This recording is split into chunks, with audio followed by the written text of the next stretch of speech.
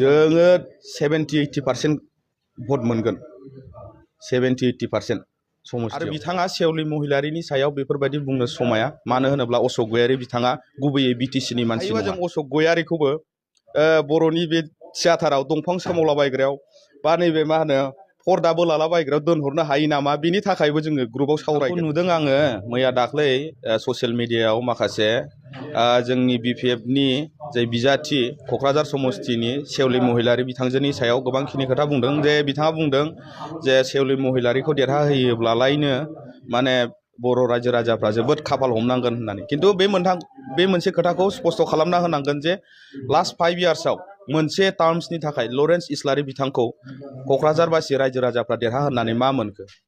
आरो बिथाङा सेवली महिलारिनि सायाव बेफोरबायदि बुंनो समाया, मानो होनोब्ला अशोक गयारी बिथाङा गुबैयै बिटिसिनि मानसि नङा।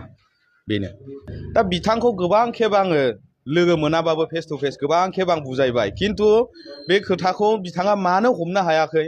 ओंखायनो आं सिगां बुंनाय बायदि बिथांखौ नैबे एमएलए इलेक्सन जोबबा जोंहाथ' 7 मन्थ्रि मोनगोन, फार्स्ट सेलारिखौ जों मा खालामगोन रंगल बर' बिथांनो माने जों थियाटाराव हरगोनथ', बेनो गाननाय जोमनाय जानाय लोंनायनि जेसेबांखिनि खरसा नांगौ दं जोङो 7 केबिनेट मिनिस्टार जाय बिपिएफनिफ्राय मोनगोन बिसोरनिफ्राय मास मोनसेनि दरमाखौ जों बिनानै बिथांनि थाखाय मोनसे एक'मडेसनखौ हरगोन। बिथांना महर गैया नङा एसे दङ, भिलेनाव नङाबा एक्टराव समायगोन। आरो नै दा थियाटारखौ सोलोंनायनि समा फैबाय, दैज्लाङाव सोलोंनानै नै मेसें गोजां बोथोराव आरो थियाटारखौ देखायोथ', माने टाइमा ग्रोब मेटसिं जाहैदों। आरो हायोबा जों अशोक गयारीखौबो बर'नि बे थियाटाराव दंफां सोमावलाबायग्रायाव बा नैबे मा होनो पर्दा बोलालाबायग्रायाव दोनहरनो हायो नामा, बिनि थाखायबो जोङो ग्रुपआव सावरायगोन। जिखुनु जाया इउपिपिएलआथ' थाखानाय नंला, मा खालामनानै थाबावनो बिथांमोना, जे थियाटाराव हरनाया मोजां जासिगोन।